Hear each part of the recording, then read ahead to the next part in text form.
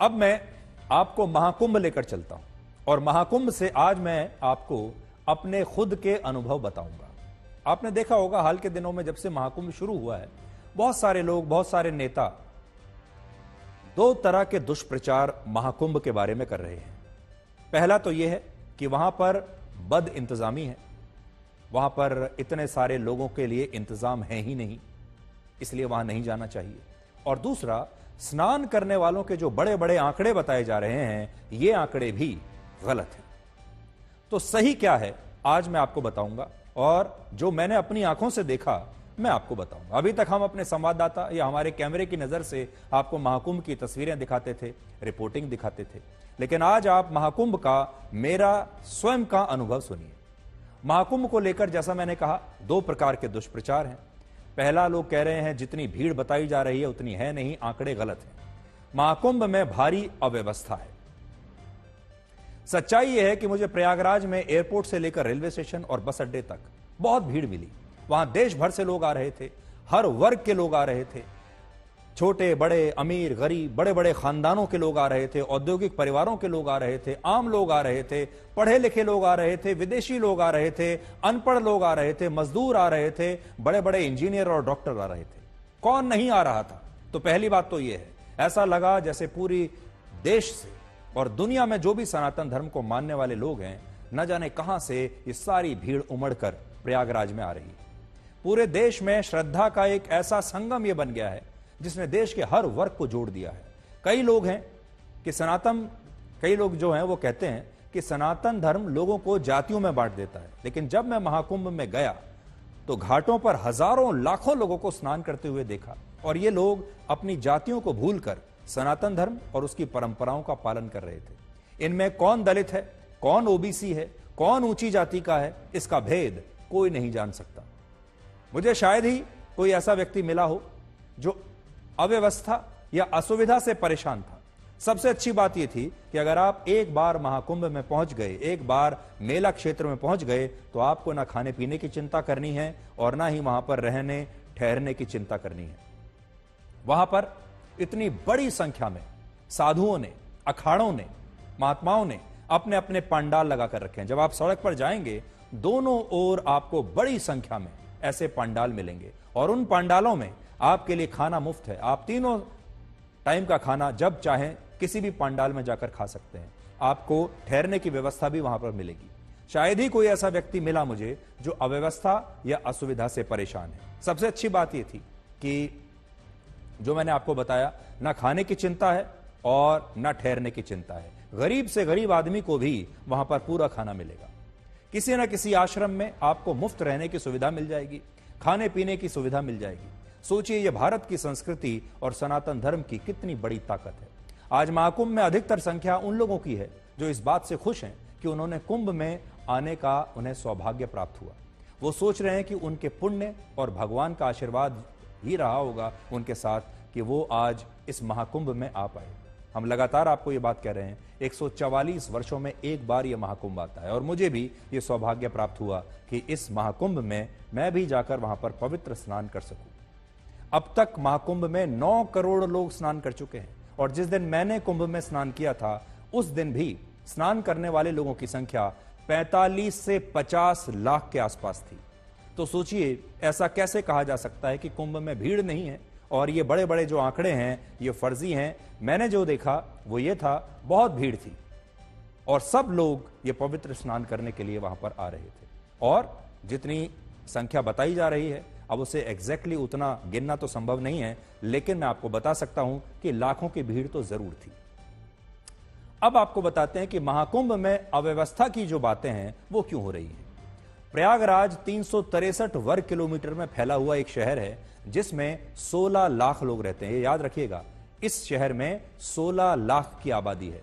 अब कल्पना कीजिए, 16 लाख की आबादी वाले शहर में अगर एक दिन 1 करोड़ या उससे भी ज्यादा लोग पहुंच जाएं, पूरा जन सैलाब वहां पर आ जाए, तो क्या लोगों को आने जाने और चलने फिरने में थोड़ी बहुत तकलीफ नहीं होगी? क्या सड़कों पर भीड़ नहीं होगी? क्या सड़कों पर ट्रैफिक जैम नहीं लगेगा? क्या उस दिन गाड़ियों को रोका नहीं जाएगा?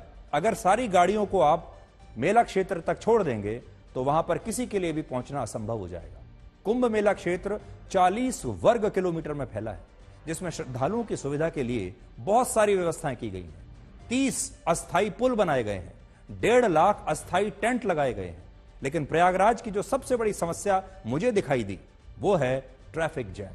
शहर की सड़कें तो वही पुरानी हैं, और ये जो सड़कें हैं ये इतने लोगों के लिए बनी ही नहीं है, क्योंकि जब इस शहर की प्लानिंग हुई होगी, ये तो बहुत पुरानी बात है। मुझे ऐसे बहुत सारे लोग मिले जिनकी ट्रैफिक जैम में फंसने के बाद फ्लाइट्स छूट गई, जो समय से एयरपोर्ट नहीं पहुंच पाए या रेलवे स्टेशन नहीं पहुंच पाए, क्योंकि मेला क्षेत्र से एयरपोर्ट तक या फिर शहर में बाहर निकलने तक बहुत बड़ा ट्रैफिक जैम लगा हुआ था। ये मुझे वहां की सबसे बड़ी समस्या लगी। लेकिन इस ट्रैफिक जैम को अगर आप छोड़ दें, क्योंकि जैसा मैं आपको बता रहा हूं, ये शहर जो है पुराना शहर है, सिर्फ 16 लाख लोगों के लिए ये इंफ्रास्ट्रक्चर बना है, क्योंकि आबादी 16 लाख की है। और वहां पर अगर एक दिन में 1 करोड़, 2 करोड़ या 3 करोड़ लोग पहुंच जाएं, तो आप समझिए कि असुविधा तो जरूर होगी ही। लेकिन फिर भी इतनी बड़ी संख्या में अगर लोग वहां पर स्नान कर रहे हैं और लोग प्रसन्न हैं, किसी को कोई परेशानी नहीं है सिवाय कुछ लोगों के। ऐसा भी है वहां पर बहुत सारे यूट्यूबर्स वहां पर पहुंचे हुए हैं, बहुत सारे ऐसे लोग पहुंचे हुए हैं जो लोग लगातार वहां से रील्स बना रहे हैं। और उसमें कुछ लोग आपको जरूर ऐसे मिलेंगे जो थोड़े नाराज हो रहे हैं, क्योंकि शायद किसी का कोई अपना बिछड़ गया है, किसी को बहुत ज्यादा दूर तक पैदल चलना पड़ा है, या पहले से जानकारी ना लेकर आने की वजह से बहुत सारे लोग वहां खो भी जाते हैं या सही जगह पर नहीं पहुंच पाते हैं। लेकिन सवाल बड़ा यह है कि क्या आपको वहां जाना चाहिए या नहीं जाना चाहिए? तो मैं कहूंगा बिल्कुल जाना चाहिए। 144 वर्षों के बाद आपको एक बार मौका मिल रहा है। क्या महाकुंभ में स्नान करना चाहिए? बिल्कुल करना चाहिए। क्या वहां बहुत बड़ी असुविधा आपको हो सकती है? इसका जवाब है नहीं। जब भी आप भगवान के दर्शन, मोक्ष और आत्मा की शुद्धि के लिए जाते हैं, तो आपको कुछ ना कुछ तपस्या तो करनी ही पड़ती है। केदारनाथ हो, वैष्णो देवी हो, या और हमारे देश के बड़े बड़े मंदिर हो, वहां आने जाने या दर्शन करने में आपको थोड़ा बहुत कष्ट तो सहना ही होता है। और तपस्या का मतलब यही तो है, क्योंकि ये मंदिर, ये घाट, ये 5 स्टार होटल नहीं है। कुंभ मेला कोई पिकनिक स्पॉट नहीं है जहां सब तरह की सुविधाएं, सब तरह के 5 स्टार सुविधाएं आपके लिए इंतजार कर रही हूं। आप यहां पर आते हैं अपने धर्म के लिए, अपनी आस्था के लिए, तपस्या के लिए, और तपस्या में आपको अपने आप को तैयार करके आना होता है। मैंने स्नान करते हुए आपके लिए एक छोटा सा वीडियो आज बनाया है। स्नान करते समय मेरी अपनी भावनाएं क्या थी, आप चाहें तो इस वीडियो को आज देख सकते हैं, और आप चाहें तो आप भी इस प्रकार से स्नान कर सकते हैं। तो ये जो पवित्र स्नान है, इसका मौका आपको जीवन में सिर्फ एक बार मिलेगा, लेकिन ये कोई मामूली स्नान नहीं है। ये स्नान कैसे करना चाहिए, मैं मेरे हिसाब से आपको बताना चाहता हूं कि मैंने क्या किया। सबसे पहले तो आपका जो चित्त है, यानी शरीर शांत होना चाहिए, मस्तिष्क, मन बिल्कुल शांत होना चाहिए। आपके अंदर ये जो शांति है, इसे आप महसूस कीजिए। इसे महसूस करने के बाद आपके मन में और आपके शरीर में जितनी भी बुरी भावनाएं हैं, जितनी भी बुराइयां हैं, आपके जीवन में अब तक जितने भी बुरे अनुभव रहे हैं जो आपको कटु बनाते हैं, कड़वा बनाते हैं, इन सारे अनुभवों को एक जगह इकट्ठा कीजिए। इस सारी बुरी शक्तियों को एक जगह इकट्ठा कीजिए और इस पवित्र गंगा जल में आप आज बहा दीजिए। आपके जो भगवान हैं, ईश हैं, जिन्हें आप मानते हैं, ओम नमः शिवाय आप कह सकते हैं, हनुमान जी की आप पूजा कर सकते हैं, हनुमान चालीसा कह सकते हैं, और उसके बाद सच्चे मन से भगवान को आप याद कीजिए। और जब आप यहाँ से जाएंगे तो आपको एक बहुत ही अजीब सा हल्कापन महसूस होगा। आपको अपने जीवन में, अपने मन में और अपने शरीर में एक शांति का अनुभव होगा, और आप उस अनुभव को अभी यहीं पर कर पाएंगे।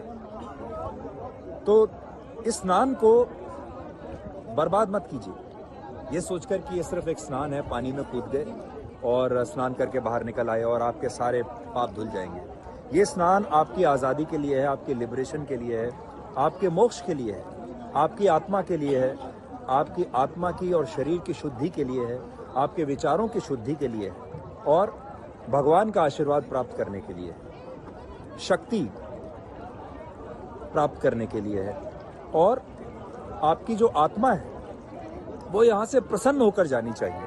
ये स्नान इसके लिए है। तो मुझे यहाँ पर ये अनुभव हो रहा है मैं आपको बता सकता हूँ।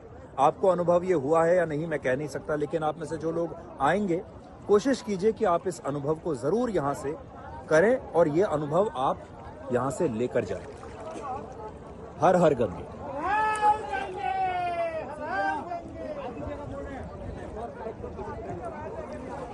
ओम नमः शिवाय। तो मैंने आपको अपना अनुभव बता दिया। आप अपने शरीर को आराम देने के लिए, अपने शरीर को बेहतर और सुंदर बनाने के लिए न जाने कितनी सारी चीजें करते हैं, लेकिन आप अपनी आत्मा को सुंदर बनाने के लिए, आत्मा की सिद्धि के लिए, शुद्धि के लिए और शक्ति के लिए क्या करते हैं? मेरा आपको यही सुझाव रहेगा कि आपको महाकुंभ में जरूर आना चाहिए। अगर कोई कष्ट होता भी है तो इसे आप अपनी आत्मा की शक्ति के लिए जरूरी तपस्या मानकर आप सह लीजिए।